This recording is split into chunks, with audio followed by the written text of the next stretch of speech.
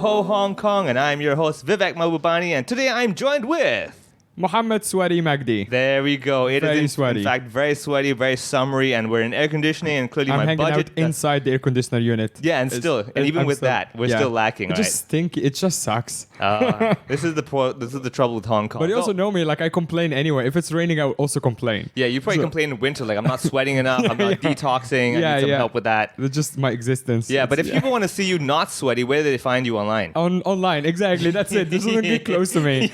I am at the other Mohammed, and I'm also putting some dates up and stuff on my website, mohammedmagdi.com. My website, I've always been there. I just never updated it, but now I'm starting to. So go on there, see. Because I'm headlining backstage next month. Yeah. So I'm gonna start putting some content up just to kind of like lead up to the headliner. So yeah, find me at the other Mohammed Instagram, the website mohammedmagdi.com. And what about yourself? Just add Funny Vivek, sometimes with letter M. If you like it, put it in. It's me. It's pretty much me. I mean, if there's another Funny Vivek, I want to sue him. Vivek Mahbubani. Yeah, this is me looking for that guy. I wonder how, like, if our audience are tired of the jokes about your handle yet. I'm pretty sure they are, which is why they're like, stop it. This is the power of podcast. You're not funny. Stop it. Yeah, and the good thing is if you have the right podcast app, you can actually forward through this beginning part. True, yeah. I think, Spotify has like a 15 seconds thing. I always do it with the sponsors. Yeah. This is also one great way to get sponsors for the ad.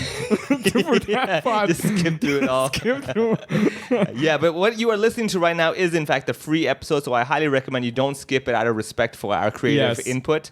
And speaking of creative input, today we're not just going to be chit-chatting between you and myself. We actually have a guest. Oh, yeah. Yes, today we have the beautiful and what's very... I shouldn't say that. Leave it in. Why did I do that? Just to show. I was thinking like sunsets are... My brain was like, oh, so sunsets are beautiful. I'm like, oh, beautiful. I'm like, oh, we are leaving it in. I know you edit the podcast. Don't edit that. Okay, Let's just keep going. All right. We have Lindsay Varty with us, the author. Now you're trying so hard to not say beautiful. This is a disaster. All right, for all listeners, let me explain to you why that was a big no-no, right? So in comedy, whenever we introduce comedians, and if there's a female comic, there's a very bad taboo that we're like, oh, for every other comic who's not English, who's a guy. Are you drunk? I'm sweaty. That's what I am. We're normally like, oh, the funny, the hilarious. When it's a female, it's like, oh, the beautiful. It's like, why? Why do you have such to go a cop out. Exactly. Right? Exactly. Yes, So, like, are you trying to avoid calling her funny, or do you have to say beautiful? Yeah. And also sometimes I'm like, she's not beautiful. Like, you're lying. Yeah. Oh, wow. Also. Thanks, man. Not you. Comedians. So, It's getting really awkward. So when I said the beautiful, All right, I'm like, let's edit the entire part. Let's just start over. okay, all right. No, I like it. I am kidding. Keep all of that in. All right, just let you know, if you don't like all this junk that we're doing, subscribe to our Patreon. I know, yeah. When we respect our guests. Exactly, yeah. Your time is money to us. Okay. So we got Lindsay Varty. She's got the book Sunset Survivors, which is a beautiful book about. The book is beautiful. I can say that. Right? So it's all about stories of people in Hong Kong with different professions who have more traditional professions, and also all the stories that you probably don't realize until you actually walk into their shop. So I was just quickly flipping through the book, and you will see some stuff like face threading, which is very essential for people like Mohammed and myself. Yes. Right? So we can definitely use that service. So Lindsay, thank you for coming on to our show, and welcome. Thank you so much for having me. I'm very happy to be here. I'm glad we Thanks for finally coming allowed you on. to speak. Yeah. Just Yeah, realized thank you. 5 minutes of podcast, she's like, I'm sitting there. I loved it. Quite a build-up. I like it. Yeah. Well, you also have the headphones on, so it's all like inside your head. Feels very professional. I know. So we're using- how are you doing?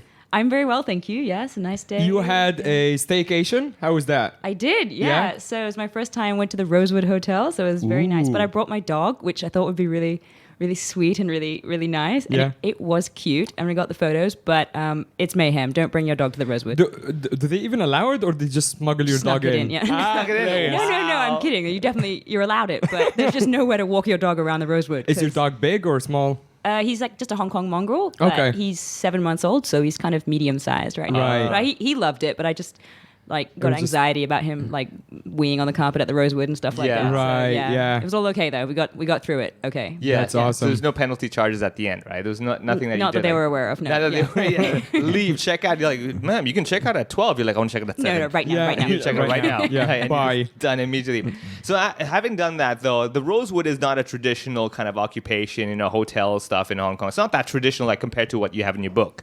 No, that was just for fun. But That then was not- what even brought you to this book? book, I mean, I quickly flipped through it. I'm looking at all these different people's stories as well. Like, was it just one day you were looking around town and said, hey, this is so cool. You know, what's this guy doing in this corner? Or this guy hammering metal? You know, what's going on? Well, it's sort of a long story, but basically I grew up in Hong Kong my whole life. And when I was young, my parents wanted me to sort of get to know the real Hong Kong because they grew up in Hong Kong as well. My mom's actually Macanese, so she's Portuguese, Chinese, but like 5 generations from Hong Kong. My dad's British, but he came to Hong Kong when he was 6 and he's grown up here too. So they wanted me to get to know real Hong Kong. So they would take us to places like Sham Shui Po, go and eat congee, you know, eat like peidan or the black egg and the yao jia guai and all these kind of things. And we'd always go shopping at the wet market, get, you know, shoes fixed at local cobblers, things like that. And as I grew up, I think I just realized that more and more of these people that I used to see in my childhood were disappearing. And then it was when I was about 22 years old, I was living with my parents in like top of Lan Kwai Fong. And every day to go to work, I'd have to walk down the hill and there would be this elderly Chinese gentleman selling small white flowers, you know, the ones that you see in cafes sometimes. Yeah, the really fragrant ones, right? Yeah. And my dad would always buy one of these and put it in his pocket. And then at the end of the day, I'd see that my dad had been there and see it in his top pocket. And, you know, there's all these businessmen and women flowing to and from their offices. And there's this very old gentleman selling these flowers for $10. Anyway, one day I came home, my dad didn't have a flower in his pocket. And the next morning when I went down, the guy wasn't there. But of course, you still have all the businessmen and women going to and from the offices. Right. And it just made me realize that these people are disappearing and no one really knows. And no one's coming to replace them. Of course not, right? Their children and stuff aren't aspiring to be white flower sellers in the corner of Lan Kwai, right? So I just realized that this is like, for me, when they disappear, they sort of take a slice of Hong Kong with them, take a slice of Hong Kong culture and identity with them. So for me, it was really at that moment that I was like, right, I don't really care where this goes, but I just want to document them and their stories and sort of what they mean for Hong Kong identity before it's too late. Actually, it's very true. You'll find that even in you could say very modern/Western areas of Hong Kong, you'll find that little cranny that has a one shop that's been there for years. Yeah, exactly. Even here in like, let's say, Soho area, you will see if you walk down Hollywood Road, there's like a corner barber shop that's in one of the little lanes near PMQ. Yeah. You have that one. Yeah. And on Peel Street before, there was a guy that used to repair umbrellas. Yeah. Yeah, he was on Peel Street. Wow. Yeah, and he was like little small Do you shop have an umbrella repair person here? No, there Because is that a really seems like- famous one in Sham Shui Po, but I didn't interview him because he was too famous, he told me. Oh, really? He was like, you better pay me for this. Yeah. No, he was just busy, so I was like, okay, I'll leave it. But, you know, like umbrellas used to be luxury items in Hong Kong. Yeah, right? Not I'm everyone wondering like had who them. takes their umbrella for repair now. Exactly, you just Yeah, buy a you new just one chuck from it and buy a new 7-Eleven, one, right? Yeah, But that's awesome that someone is still dedicated to doing that. Yeah, and Exactly. the shop is actually still there, and there are signs that says umbrella repair guy. Because I Right. think that's just been there. That's become tradition as well. But is he selling like iPhone covers or something? No, he's passed away already. Oh, that's Yeah, sad. But the shop is still there. But the idea is that all these kind of things that if you've been around town and you really looked at it, you would notice these small things that are just there. Exactly. And sometimes they're right in front of you and you just don't notice. Like you come out the NCR in Central and there's shoe shiners on the side of the I street, know. right? That's so cool. I interviewed them and they're like, oh, in the past, people used to sit here and we'd chat and I'd find out about them. Yeah. Now everyone just stares at their phone and no one talks to me. I was like, that's so sad. Oh, yeah. And like, how often do you really stop and talk to these people and actually understand their story and why they're here and why they're not doing anything else? Because they don't have any other skills. They don't have a license to do anything else. Right. So I just find their stories fascinating and I wanted to share it because I think that the more you know and understand about Hong Kong culture, the more you can fall in love with it. And then in the future, hopefully, the more we'll protect it. Yeah. Yeah. And I think also the more you learn and you see these kind of local, very traditional places, you appreciate how that family bonding is there. For example, like Sham Shui Po, right? There are certain places that sell really good cheng fan, which is basically the rice rolls, right? With the little plum sauce and everything. Yeah. And there's one or two that you have to stand outside and eat standing up. Yeah. And those are the old school type where people come in for a quick, bite and get out. And yeah, they're super rude and I love it. But that's the style, Yeah. right? That's the style. Yeah. I feel like more I'm the guest in this episode because I'm learning so much about I've been here for 2 years. So I'm learning so much about Hong Kong through you too, and it's amazing. You just keep talking. I would probably be silent. One of my favorite things as a tourist, because I used to live in Shanghai, and I would come here, and everyone would tell me go to the Australian Dairy Company, and I didn't know why they're recommending it until I went there. I'm like, oh yeah, they're eggs, very right? rude. Oh yeah. The service is key. The service is the food is fine, but the service is what you go there for as a tourist, especially when they can tell that you're a tourist. They just couldn't care less about you. But it's part of the experience. It is, right? right? It's like going to a Dai I Pai loved Dong. it You got to because I experience. live around the corner from it now. Yeah. So I would go like once a month just if I feel like I want to be humiliated. Yeah. So I just like, I'm getting my You breakfast need a bit of there good today. degrading. You Yeah. can just go there. Yeah. So the Australian dairy company, also known as 欧洲奶公司, is not Australian. It's not a dairy company. It's not an office either. Right? Solid name. So Tim Chan has a whole joke about this where he's like, nothing about this is real. But yeah, like I talk about how basically people line up just to, as you said, to be humiliated because the eggs are so good. Right. I don't know what they do over there, but maybe the hatred that they put in the eggs, they're like somehow it's better than like deep frying.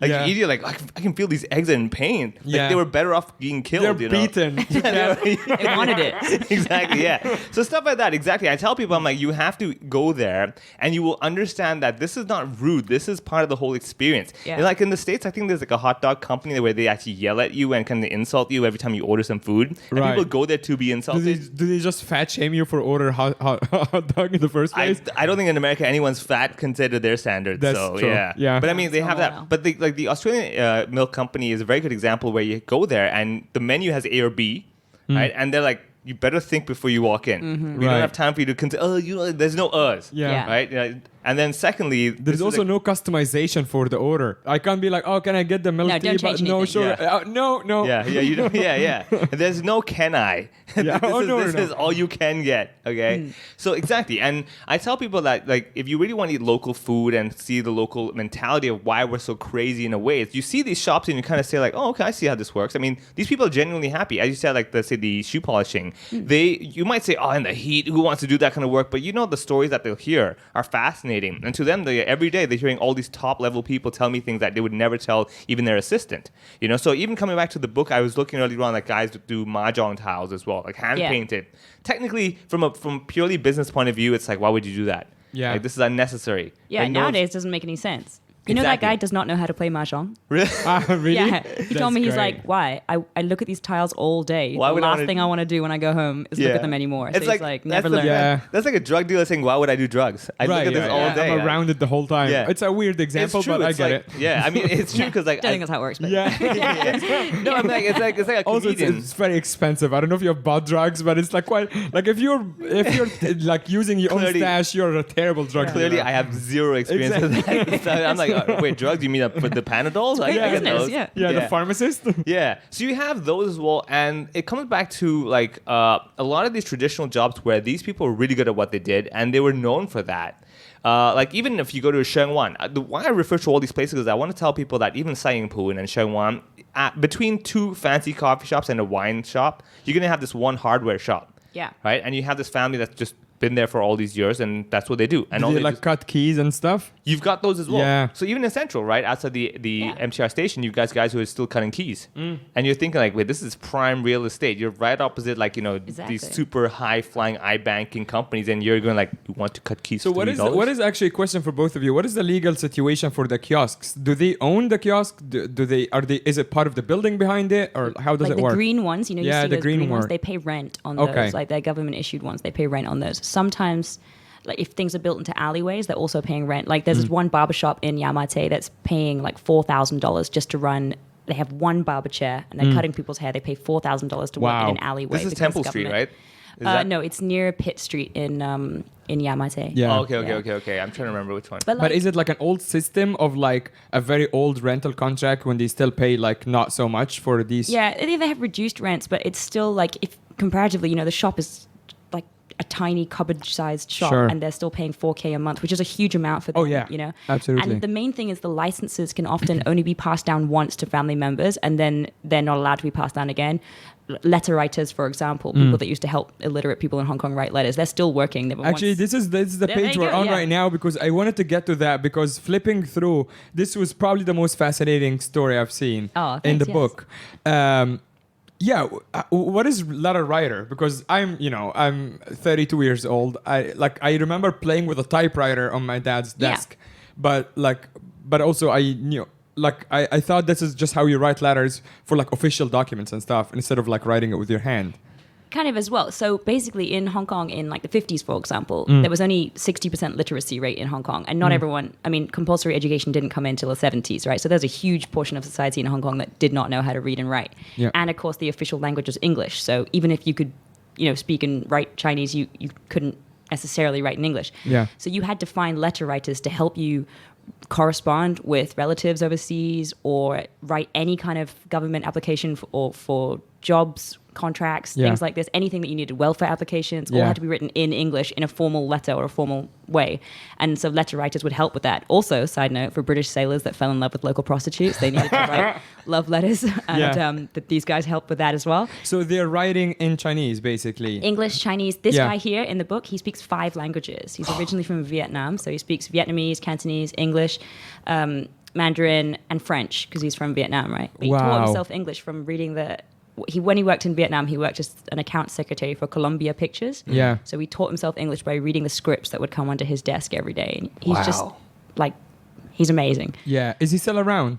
He is around, but he recently retired. So, I mean, there were once thousands. Now there's 2 left working in Hong Kong. Oh, my God. And they just help people fill in their tax forms, still on their typewriters. Dumb outsider question. Next to my house, there is the Kowloon Immigration Office. Okay. And there are people outside the office who are kind of like, I don't know if they just want to help people photocopy like documents, but I think they're also helping them write official documents. Possibly, Do you know so about that? like, do you know about this job? Because this is also an unusual job. I don't know that one, to be honest, but it might be a form of something like this. Like, a lot of people don't know how to write formal letters, right? So sometimes it's that. But nowadays, you kind of always know someone that can help you for things like translations or writing formal letters. There's definitely, you can just Google it as well, right? You don't I just find it like it's a weird like job, like something that was created. There was a void, and someone capitalized on that because they're not helping foreigners. They're helping other locals. Yeah. They're like, oh yeah, we have because back home Egypt is pretty corrupt. So we have some things, shocker, I know. But like here it's pretty organized, but back home you can actually line up for the government office for hours, or you can go to the guy around the corner who has the stamp, and you just pay like £50 extra and you just get the stamp right away. He has the government stamp. Wow. Yeah. So I thought when I saw it, I'm like, hey, they're corrupt here too. But then someone told me like, no, that's not like that. They don't have the actual stamp. No, they don't have the but actual if they stamp. did, hey, there's a market there. I know there is maybe maybe Get just on have it. an idea. Right next to immigration, by the way. Great idea. I have a feeling the reason the letter writer retired, he's like, I found the stamp. I don't need this anymore. Why am I millions. Exactly. Why am I doing this with a damn typewriter? Yeah. I can do it myself. But like for loads of these guys, they chose to retire eventually because they were too old or they couldn't keep doing it. But, normally they would retire earlier because their children would take over the family business. But of course, their children have been to school, have been to university. Very few of their children wanted to take over these old traditional industries. They're going to go on to way different things. And they were very proud that their children didn't have to do that. But because their parents had left this job to them, they insisted on continuing until a lot of them say, like, I'll work till the day I die because it's the last memory of my father I have. This is all he left me and I don't want to give it up. That's amazing. So loads of them are like nearly 90 years old, still working. And I'm like, ooh, Man. I'm also very fascinated by the photographer. The photos are it's like your writing is beautiful, and I'm looking at the photo and it complements it in such a way. Like, who is the photographer? Like, can you tell us a little bit about him? His name is Gary Jones. We worked on a previous project together. He's an amazing photographer. He's a graphic designer as well, so he did the graphic design for the book too. So it kind of doubled up there. Yeah. But I just proposed the idea to him, and at the beginning I was sort of telling him exactly the industry and everything we were going to see, and I was like, can you take a picture of this, but I'd almost done too much research, so by the end I was like, just turn up to this address and take pictures. So it actually worked out so much nicer because he'd just take pictures of things that he found immediately interesting, and then his pictures are incredible, like so very, very beautiful. helps sort of bring the whole thing to life. Otherwise it's just a heavy textbook, which is not appealing. There is a guy who I don't know if you met or know of. I was on Changsha like a month ago, and I just ran into a studio or a painting shop, and there is this foreign guy who's sitting inside. And I actually wanted to get him on the podcast, except that we have to go to him because he's very, very old. Right. But he has a crazy story. He has been there. He's basically been in Changsha for 40 years. Never left. Very anti-Hong Kong, not anti-government. He just doesn't like the island or the island people. Busy, He is just there. But he also, like, I told him I'm from Egypt, and he started speaking to me in Arabic. Wow. And then he also told me he met Kulthum, who is our, basically, John Lennon. Oh, like amazing. a lady who was amazing in the 60s, and she would go on for like hours. She used to do cocaine and stuff, but she would like go on for like hours, concerts of 3 hours, one song. And what? And it's like so she's the legend that my parents and my grandparents grew up listening to, and he saw her in Morocco in a concert. And this guy would just go on about crazy stories. But then I'm like, okay, so what are you doing here? He's just like, I'm just sitting in my studio. He's just painting. And that's his whole Wow. thing. I actually have his business card. I can connect you with him. Yeah, that would be amazing. But I also want to get him on the podcast. But the point is that I would have never found out about this guy. Except maybe if like a book like yours, or if I just ran into him. Or you just take the effort to say hi and see what he's up That's to. exact. Right? I ended up spending 2 hours in his shop Yeah. just chatting with him. But it's a very like non-Hong Kong thing to talk to strangers. Oh, So- yeah. Exactly, Oh, absolutely. exactly. Especially He's walking actually up. kind of Yeah. bummed out as well because he was like, I used to get a lot more foot traffic. People are just curious about me because he's so quiet. He's just like painting. Yeah. He's not trying to sell anything even. And he has all these records and he has like vinyls. It's a crazy place. Yeah. But and I asked him, I was like, aren't you tired? Like, aren't you frustrated? He's like, no, I was just doing that until I can't do that anymore. Yeah. Well, all of them said, like, I'm doing this because otherwise I'm just waiting to die. I have no Exactly. purpose. Yeah. This gives Yeah. me a sense of belonging, a sense of purpose. So, I think Yeah. that's a really Hong Kong thing as well, right? We were brought up with the idea that you should be keeping busy. doing something. Yeah, it's not a matter Yeah. of sit at the beach all day kind of mentality over here. You're just brought up, and if you see, like, let's say, his family members sitting around doing nothing, like, what are you doing? Like, Yeah. you Yeah. cannot be sitting around doing nothing. This is not a place for that. So, but then a lot of these people, I'm sure when you initially approached them, they might have been hesitant, or were they just all... Definitely. So, do you remember the time when you met someone, you walked up to them, and initially they're like, I don't know. But once they opened up, you're like, whoa, this is a completely Yeah. new side of this person. Definitely. And for loads of them, when I first went to them, you know, they're seeing this like white girl come up to their shop. They're like, please go away. Yeah. No, this is not for you. Yeah, exactly. And I'm like, oh, okay. And I Yeah. do speak Cantonese. It's not perfect, but I think when I was speaking Cantonese to them, they're like, oh, okay. She's making loads of mistakes, but Yeah. at least she's giving it a go. Yeah. And it's kind of like endearingly bad. Yeah. So we'll talk to her. And also for every person I put in the book, I didn't include anyone that really didn't want to be in the book. So Sure. if anyone was really opposed to it, no problem, just leave them be. But for everyone that is in the book, I either tried the service or bought something small for them or helped them in some way so that I was showing like an appreciation. Because Correct, the yeah. way that I would approach it was like, I'm not just making a showcase of the fact that you're in a dying industry. I'm Right. trying to show that you guys represent real Hong Kong. True, And yeah, you yeah. guys are the surviving remains of what is so special about Hong Kong. And that would Yeah. often get them.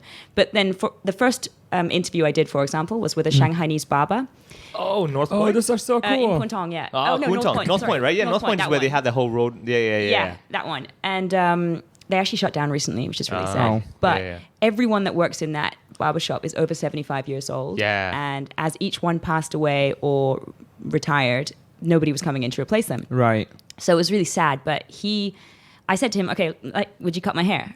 And so it was only during the haircut that I was talking to him. And then that was how he kind of opened up. And like you said, then he told me like fascinating stories about, you know, he came to Hong Kong after the Chinese Civil War, you know, to escape sort of everything that was going on in China. Yeah. Set up a life in Hong Kong with his family in a squatter village in Diamond Hill. And found an old watermelon on the hillside. And that's how he practiced shaving men's beards with a blade. He practiced on this watermelon. Actually, I have some stories to tell you about living in Shanghai and trying to get Yeah? beard shape. But keep going. That's it, really. And, you know, stuff like that. You find Yeah. out all these interesting stories, but that you just wouldn't have heard had you not stopped to take the time. Yeah, when I moved to Shanghai, I was trying to get I tried to find it here as well. When I moved to Shanghai, I tried to get a haircut, and I would go, and I'd be like, you know, back home, you just like, hey, can you trim my beard as well? And the horror that they would have on their faces about how they have to have a meeting about what to do with my beard. So in Shanghai, there is really a couple of options. Either you go and you try your luck and see what happens with a Chinese barber who's dealing with this much facial hair, or you go to like an Irish guy who has like charges like 700 RMB Okay. because that's the market. Like you have to have it done. But I remember like going to the same guy around the corner until I started to teach them how to do it. Oh, nice. And in like a year, other foreigners would go because this is the Chinese barber shop where they know how to expanded. exactly. Yeah. I'm like, I should get some kickback from Yeah. this. Like I literally, because it was like this young guy who's amazing at cutting hair, but he just had no idea what to do after that with like the facial hair. And I had to show him with like the razor and the thing. And he was like, oh, okay, so I can do this. And he messed it up a couple of times and I was mad. And he's like, okay, sorry. And then I have to like shave it clean. And when I shave clean, I look 12 years old. It's not a good look. So I was really unhappy a couple of times. But then he got it. But I'm like, how come you guys don't know how to do it? And it's the same thing. It's like, okay, I have to start somewhere, and Yeah. unfortunately, you are my star. So this guy started with a watermelon. Yeah, that's how he learned. Because his Wow. father was a barber, and he was Yeah. like trying to resist becoming a barber. He didn't want to become a barber, but then it's the only skill that he could learn from his family. Yeah. Like so many of these industries, it's the only thing that you can Yeah. learn. Yeah. And so he just gave up, and he's like, all right, fine, but I'm going to teach myself. And yeah, found a watermelon. Yeah. And I mean, the Shanghai barber it was quite famous, actually. People in Hong Yeah. Kong would know that place, and they would have fixed customer clientele. But as you said, yeah, the new generation were like, this is too old school. This is... yeah, people you are know. worried, they're scared of getting clean blade, razor. Oh, yeah. And not Yeah. many people want that anymore as well, right? You know what's weird though? Now actually it's coming back in Hong Kong where people facial hair for men is like a big thing. If you go to a lot of malls, you'll see a lot of shops that just sell facial hair products now. Wait, what? Yeah, like beard Yeah. oil and stuff Beard like oil and that. stuff, Oh yeah, beard. Oh, I thought you mean like fake beards. Oh, like, fake beard. At first I thought that too. I was like, what? Yeah, exactly. I have not seen that. I will, my No, English beard is, oil. I use that as well. Oh, okay, Because okay. otherwise it's too like dry and weird. Yeah. But I'm you saying think having it's- dedicated shops for that stuff now in Hong that's Kong. like There's very niche, isn't it? But you don't need to shave it for Well, that, right? I mean, trim it, sure, but yeah, like, trim. But I mean, people are paying a lot of attention to facial hair. But I'm saying like a lot of these old shops where they have the blade shaving. Yeah. Right? That's not something you would just do at home. No. I mean, generally, you would like someone else to do it. So, like, I remember going to Chungking Mansion as well. And over there, they have a few shops that do the old school, like the Indian style as Yeah. well, where it's like blade shaven. Do you give an Indian uncle you don't know a blade around your neck? Chunky You Mansion's freaking like- psycho in Chunky Mansion. Have you? What is wrong with you? I go up to him and I You just just like want to gamble with your life. no, I go up and I don't negotiate. And he's like, I like you. I like Oh you. yeah, okay. I will not Oh, kill that's you. why. So if you Okay. negotiate, he's gonna Yeah. be like, not "Whoops." bargain. Well, I mean, you might say I do it for 50. He's like, fine, 50, and he has a blade. You're like, I raised my price right now. Yeah, exactly. So yeah. we Let's go back to your 60. original. Yeah, I'm exactly. gonna tip you a lot if you let me live. Yeah, I mean, this also brings another point that a lot of these people, you would see their stories. They were immigrants into Yeah. Hong Kong as well, Mm. right? Because I remember doing a show with RTHK before where we were talking to different immigrants in Hong Kong and to realize that they're here for generations. This is not a matter of like they were just here, for the last 10 years. So I'm sure a lot of these people who have these jobs and these traditional jobs came down, just did whatever they could to survive and kept Yes. at it. And it became like basically a signature of Hong Kong business and professionalism here in Hong Kong. Do you have one that stood out the most where, for example, that particular job, you're like, wow, this could really be useful for today's world, but it's a shame that the new kids are not really into it. It's like the construction industry now, right? A lot of people are saying that the challenge is we don't have enough manpower on site for construction, which is why like the government, I think they're raising the salaries for that just to Yeah. attract the new generation to do, because everyone's like, it's too much labor still in need the it. heat. Yeah. We still need it. Yeah. Someone's got to build that stuff, right? Of course. So did one stand out when you were interviewing them that you remember? Well, there's a lot of things that like people still like to do. It's just that there's been new modern ways of doing it, which makes these people redundant, right? Like, I don't know, street karaoke in Yamate, Yeah. those people. Yeah. And people love karaoke in Hong Kong, right? But Yeah. now you've got all these karaoke, private rooms and lounges. I mean, we've all been, let's not lie. So Right. like, and they're great and you get a drink with it and all this kind of stuff. But you go to those outdoor ones, it's $5 for a beer. Yeah. And some snacks, some crisps and stuff. And then you sit around and people are having such a good time. And then yet government comes in and reopens the road for cars. So then Yeah. all of these places get shut down. So it's kind of sad. Face threading. These people are traditionally people had their entire face threaded to open their face to the groom before their wedding day, right? It's just like, whoa. Okay. But nowadays, loads of people thread their eyebrows and stuff like that. So she's got a real skill that's applicable to today. And Right. for like $40, you can get your whole face threaded or your eyebrows threaded. It's good, but she doesn't have the marketing power to sort of Yeah. find the right people. So she's still getting these old customers, only a few regular customers. But it changed a little bit. For example, the face threader, her daughter put her on Facebook. And so she got some new young customers coming in to get their eyebrows done. Yeah. And she Yeah. doesn't really understand why people are, doing it that way. Does she don't make the connection? No, She- and again, she had to be taught what is like a I modern know. eyebrow look because she was going Oh, do the hard old on the school, thin yeah, eyebrows, and then Yeah, people were Well, like, is it like the "Whoa." surprised look? Everyone is just keeping Yeah. her face very surprised. Yeah, Like a so- Beijing opera kind of like. Exactly. Like, please no. Yeah. So I think that it's just adapting, but many of them don't want to adapt. They've done things the same way their whole lives. They don't want to change it. They're just like, no, I don't care. And for many of them, their children are supporting them, so they're not interested in making more money. Loads Fair of them, I was enough. like, I can help you set up an online shop. I can help sell more products Yeah. for you. And they're like, no, please don't, because it takes us so long to make them that we're not interested in, doing anything more. So I actually wanted to show you something along the same lines of your book. This might be a little weird for the listeners because we're showing a video, but this is basically a video of a guy in Egypt who is one of the last hand making tile. Like he cuts tiles and hand makes them. Oh, cool. You can watch the whole video later, but this guy mixes all the colors by himself. He has the mold, and it's exactly the same story like a lot of the people he interviewed, which is like he took it from his father, and that's the only thing he knows how to do. And he's like 70 now, did not change even the, what is the thing you use to mix stuff? The shovel? Yeah, the shovel. All of it is just the same stuff that his dad used.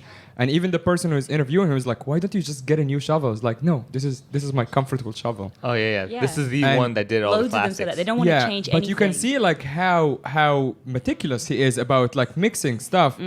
And he's like, yeah, I'm just sitting here in my workshop. And they're like, why don't you stop? His kids told him to stop. He's like, no, I'm just going to keep doing that until I die. Yeah. And Because they have like a lot of pride and a lot of like respect Yeah. for their father's business Yeah. or whoever's maybe, and they're sort of very proud of the work they do, and they don't want to give up. Also, like many Hong Kongers, they probably live in like a small apartment with their extended family, and they Yeah. said, if I retire, I'm just sitting at home and probably gonna have to like look after the grandkids or something like that. Right, Like, yeah. Nah, screw that. I'm just gonna come to 300 work. square feet for the whole family. I better get a job now. Yeah, I thought I gotta find work. Exactly. But like things like that, I find fascinating, and Yeah. I think Hong Kong's really bad at celebrating their old crafts and showing respect for them. Yeah. I think we have so many, and they're fascinating, but there's not really much attention given to them. If you compare Hong Kong to somewhere like Japan, for example, they have so much respect and admiration for their old craftsmen and women. And, you know, in the middle of Tokyo, you can find like somebody making paper fans and queues of people lining up to see how it's being made and all this kind of stuff. And I people, saw like, someone love them. making like origami or something Yeah. in Japan as well. I don't know if it was a show or a shop, to be honest. I was just a tourist. Yeah. But it was a lot of people just watching someone. Watching, and there's Yeah. workshops, and there's like ways of just watching him do things. Yeah. Hong Kong, we just don't have that. They're just like, hurry up and close your Yeah, business so would we you can say build a we- nice shopping mall here. So would you say the reason a lot of these jobs are kind of going out is simply because of the culture of Hong Kong has changed to way too practical, as in like, why would I spend 1 hour doing something I could do in 10 minutes by pressing a button? Kind of, yeah. But would you say that when you meet these people, though, compared to, let's say, someone else who's a quote-unquote professional at whatever other job, do you find there's a certain better happiness amongst the people doing these kinds of jobs that you interviewed as well, compared to like anyone who's got maybe a high-flying job in an office? Yeah. Because what I notice a lot of times when I talk to people who, on paper, it looks like, oh man, I would never want to do that. But I'm like, do you realize that actually every day they wake up with a smile because Yeah. they're like, I'm doing what I want to do. Versus like you doing a job because like, oh, I'm in an office, but no, I got to deal with this client, I got to do with Massively. that. Yeah, and that brings me to one point is that a lot of times when people meet individuals with different professions, not the traditional ones, they assume things like, oh, you can't be happy, this is a terrible job, you know, Right. compared to what I think on paper is a good job to me. Yeah.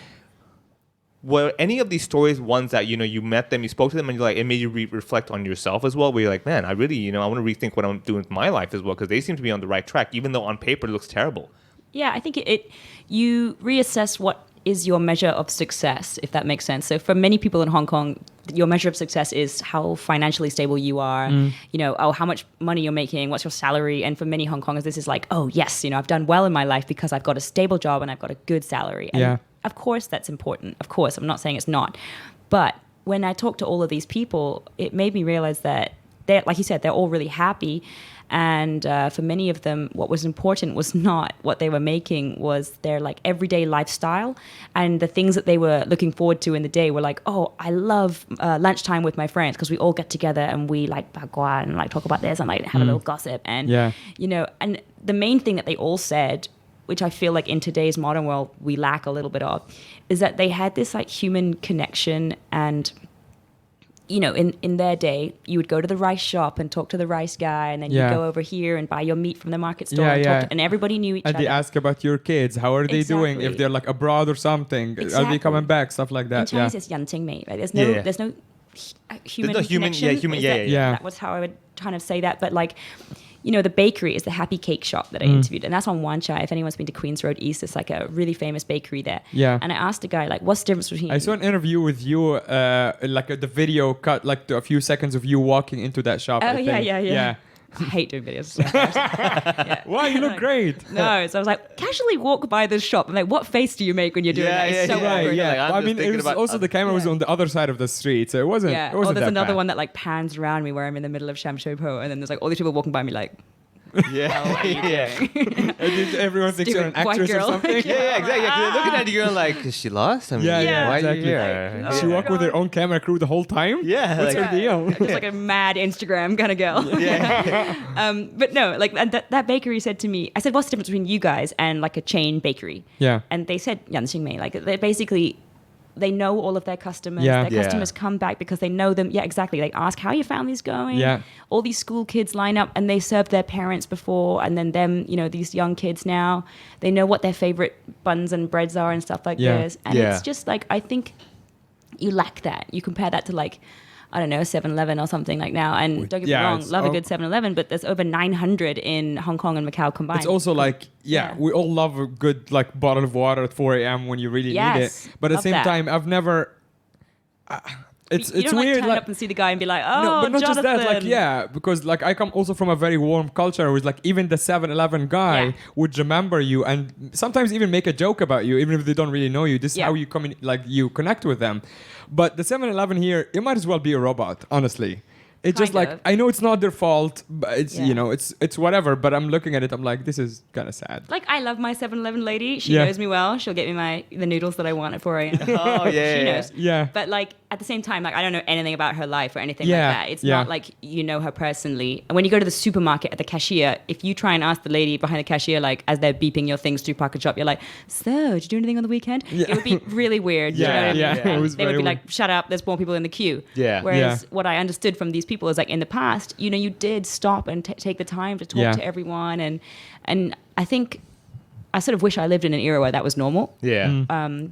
'Cause Where, I love talking to strangers. Yeah, I wanted to actually ask you. So, what were you doing before writing the book? Like, what is your career trajectory like? So I've always written for lots of different magazines and newspapers and stuff like that. But actually, while I was writing the book, and for 7 years, I was a professional rugby player for the Hong Kong Sevens team. Wow. Okay. Yeah, so it was really difficult to like finish training and then try to get to these. Okay. shots. Okay. Wait, slow down. I know. Yeah, tangent. Sorry. Yeah. Yeah, no, it's okay. But I just wanted to get because there is clearly no connection between None. professional rugby player and writing a book. No, right? there is. Unless How it's do I- about rugby. How do I tackle this challenge? Yeah, nice. I like Yeah, that. exactly. Yeah, I'm going to use that. Well, not immediately, and I think that it's nice to have something totally different when you're training all day, every day, and we're going on tours around the world.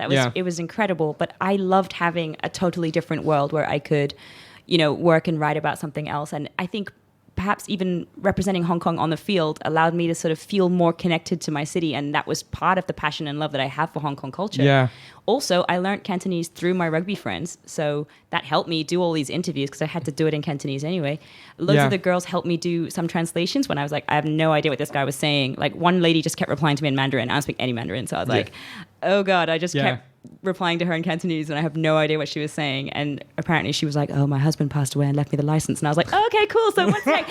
I was like, I'm so sorry. Yeah. But anyway, Wait, I feel like we can start another interview with the professional rugby player, Lindsay Varty. We Let's can, I start mean- all it's over a again. strange combination of Exactly. jobs, yes. Now, but- I bet This is so crazy. Like, so how did you play for the Hong Kong team?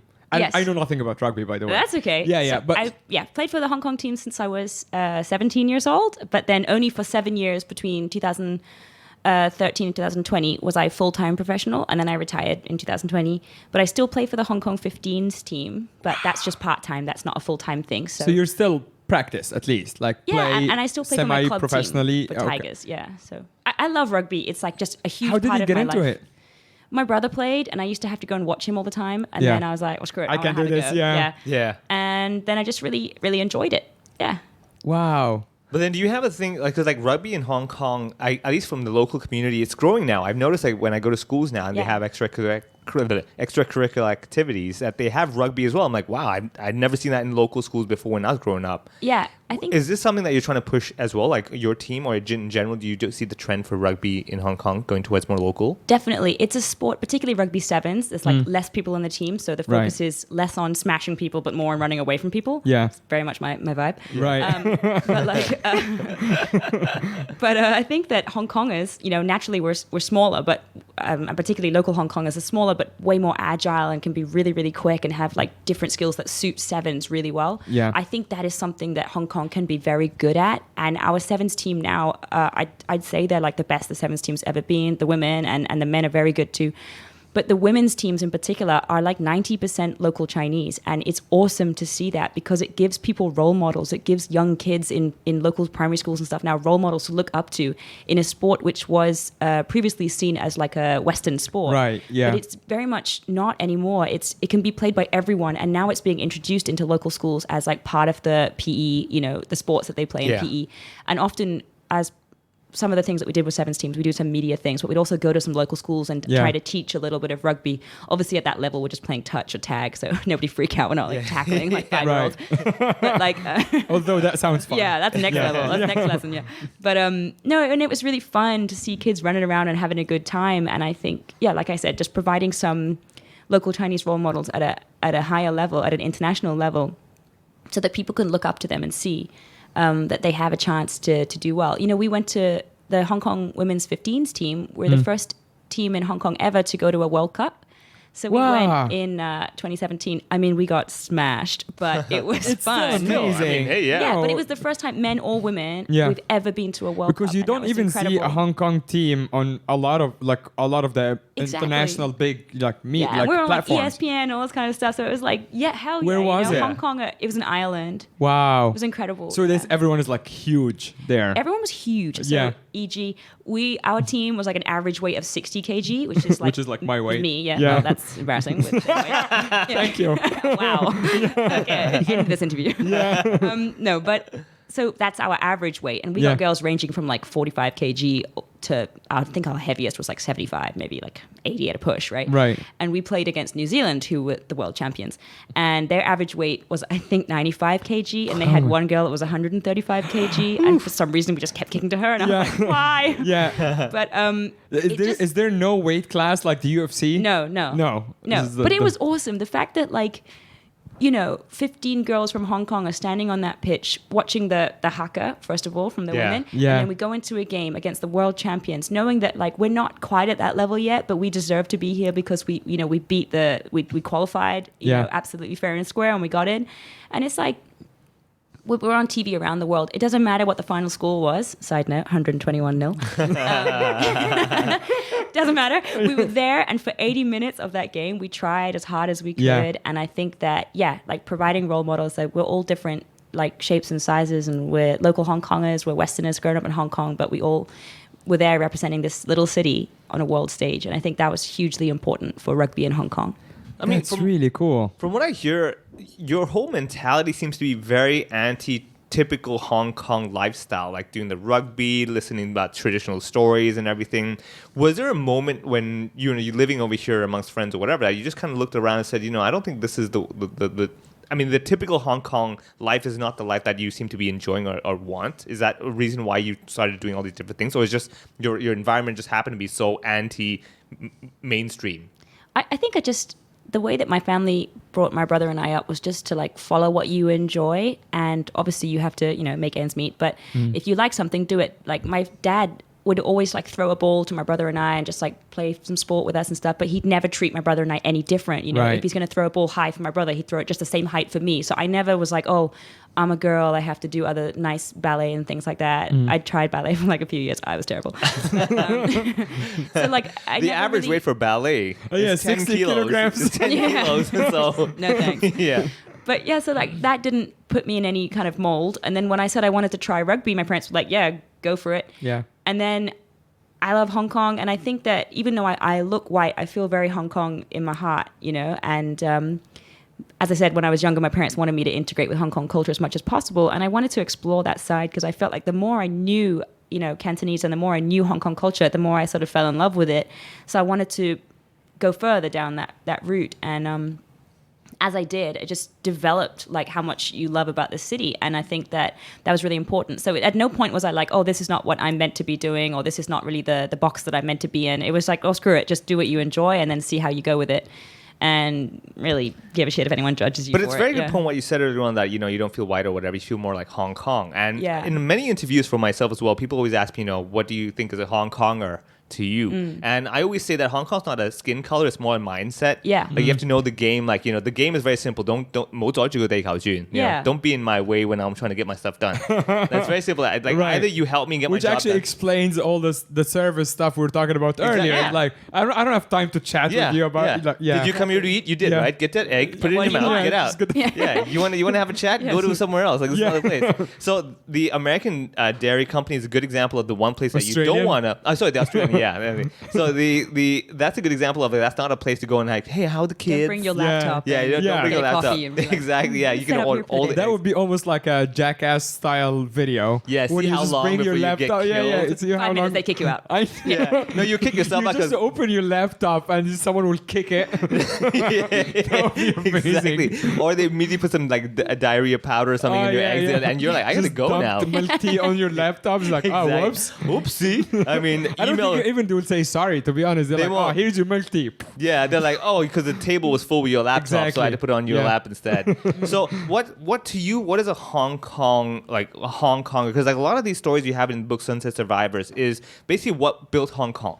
Right, when they first came and they were just part of Hong Kong, and it was as diverse as it could be.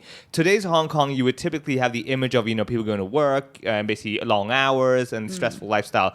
To you, what's a Hong Konger? Like, what would you explain if someone say, "Hey, what's a Hong Konger?" How would you explain it, based on all the things you've experienced in yourself as well? I think it comes down to values. And I think for me, Hong Konger is someone that works incredibly hard at what they believe is the right thing to do. And people, that's what differs, right? Whether that's working or whether that's whatever is up to you. But I think, so incredibly hardworking. And the main thing for me is incredible family values. So you respect your family and you work very hard for your family and you'll support your family no matter what. And I guess the third one is this idea of face, right? Saving face. Yeah. Right. And I think that's hugely important. The more you know about Hong Kong culture, the more you realize, like, if you ask someone, like, how are you doing today? No one's going to be like, oh, I'm a bit down. Like, no one's going to say that. No, It's always everyone's fine, like, yeah. fine. Yeah. Why are you Yeah. asking me? Yeah. Yeah. And I think that it's just really funny. And I think there's this like boisterous charm about Hong Kongers, as like when you go to Dai Pai Dong, like we were saying about the Chong Fun place, it's like, Yeah. hurry up, eat your Chong Fun and then go, right? Yeah. But it's not mean. It's just funny. It's like this way. It's like, just come on, let's keep going. Oh, And yeah. It's part of this like, It's like encourage motivation, right? It's Yeah. like the It's like, Yeah, audience. don't bum around. Yeah. Don't Yeah. be a Don't They're be like a lazy the ass. audience at the Olympics are not telling you to get lost. They're like run faster so you can Yeah. win, right? Same thing, right? They're encouraging you to get on with your Yeah. day and do what you're trying to achieve. Exactly. But like you said, Hong Kong is within you. It's not what you look like. And I feel like I'm constantly trying to justify that because as somebody that looks white, it's difficult. And I have this whole third culture kid thing going on because I've never. People are always like, oh, they were Gacy fan Yingguo. I'm like, no, I'm not. When you're from- gonna go back to when England, you're going yeah, back yeah. to England. Right. The, The back, verb is right? like Yeah, to yeah. go back, right? Yeah. Not Yeah. like, are you going there on holiday? Yeah. It's Yeah. like, when are you returning? Yeah, to- because Cassie yeah. is exactly the same. Cassie was a Exactly. guest here a couple of times as well. She Yeah. is born here. Yeah. And she's a Hong Konger. And Yes. people still ask And her. she knows that. And she knows that, yeah. People will always question it, but where No. are you really from? Yeah. I mean, same for him. Yeah, yeah, and same. you get the whole Indian And thing. he's, right? And it's he's like, a celebrity. No, dude, His face is in the back of the bus. And people all over still the place. question him. seen it. Yeah. And also, you speak fluent Cantonese. It doesn't Yeah. matter, Right. like how much you know about Hong Kong culture or how much you speak it. People are always going to be like, "Oh, hey, Kwai Moi." Like, Yeah, what- yeah. I don't mind that, but it's like, I think the more you know about it, the more you can realistically justify it. Because if I didn't speak any Cantonese, or if I didn't know anything about Chinese culture, and I was making taboos left, right, and center, then maybe it would be understandable that it's Yeah. like, oh, okay, she's not really from here. Yeah. But if you can show that you are, people have so much more respect for you, and people really appreciate the fact that you've taken the time to get to know it. And the more I have got to know it, I know in myself, yes, this is my home and this is where I belong, and maybe I don't need to keep outwardly justifying it to everybody else. I know it. That's okay. And Yeah. but it's difficult when you don't look like where you're from because people will always question it. But Yeah. that's why I think being a Hong Konger is more in your heart rather than what you look like on the outside. Yeah, absolutely. It's really like it's like a state of mind, really. Yeah. Right. And ultimately, I tell you this: so the benefit of like someone like yourself and myself, like basically not looking like the typical image of a Hong Konger, but Yeah. being as Hong Kong as we can. People, whenever you have a bad day, just go out there and throw out a few Cantonese phrases, and you're like, I'm awesome. Yeah. People think I'm the Yeah. best thing Yeah. ever. or say nothing and wait for people to bitch about you on the internet. Oh yeah, he has a bit I have about a this. whole bit Really? about that. Yeah, he a does. whole thing about love that. it. Yeah, Yeah. it's the best. And I never get pissed off. I just sit there laughing, and go like, this is the best. Yeah. I'm hearing all these secret things. I had a similar, not on the same level, but when I started picking up Mandarin to the point that I can understand random conversations around good. me. If I'm in and also in China is a lot more than here, when you can just be the only foreigner in the entire car of a metro or like on a train or something, especially if you're in the outskirts of a city. And I remember being in many situations when I'm the only foreigner and everyone is talking about me. Yeah. And I can understand everything. And it was amazing. You have to laugh at it though. I think yeah, if you yeah. get offended every single time, it's going to be a nightmare. Oh no, it was mostly horrible things. They're Yeah. making fun of me. They're saying I'm a terrorist. They Yeah. say Oh, I look God. like. Oh yeah, it was Oh bad. yeah, you get a lot of that. Yeah. Yeah. There's a lot of things, and but I'm just like, Yeah, but it's quite eye-opening because you're like, this is what people are thinking. Yeah. exactly. This is the stuff It's that like no you one can says almost, to your face. Exactly, but you can I'm almost hearing hear it. their thoughts. Yeah, it's fantastic. Yeah. Like people, oh, there's a terrorist. I'm like, I feel bad. I should have brought a bomb or something. Yeah, exactly. Didn't disappoint them. Yeah. They're like, you didn't blow anything up. I'm like, this guy sucks. He sucks at being a terrorist. yeah. Yeah. Oh my god. This guy. And then do you hit them with some Cantonese at the end, or do you Yeah, just, every now and then I'm like, That's quite funny. 冇咁講嘢啦. And Yeah. and I'm never rude. I'm never like, oh, what the hell, man? Because I can't fight. Number one, I'm really terrible at fighting. Number two, like You're even a personal trainer. I was Yeah. 2 years way back, But I mean, like, I can't fight, and also I'm not the type to get into arguments. But what I will say though is that a lot of times when people say that stuff and I speak in Cantonese, usually they're like embarrassed, but I kind of just shake it off like, it doesn't Yeah, matter, yeah, man. I get it. I would do the same if I were you anyway, so it Sure, doesn't really matter. Yeah. But this is, I'll tell you this though. This is a great conversation that we've been having on the book of Sunset Survivors, and I'm sure, like, if I was a listener, I would definitely want to still listen to this. And if Yeah. you do want to do that, all you have to do is go to patreon.com/HoHoPod and subscribe to our Patreon account. Yeah. Yeah. and All you right. listen Great more. segue there. Yeah. Lindsay, what's next for you? Are you writing another book? Are you touring with the book? Are you talking to people? What's happening? At the moment, I go around to lots of schools and societies, introducing people to these old industries and talking about Sunset Survivors, and hopefully trying to get children interested in Hong Kong culture in an effort to sort of like protect it in some way or document it as they get older. Yeah. But I'm also writing a book, a kid's book.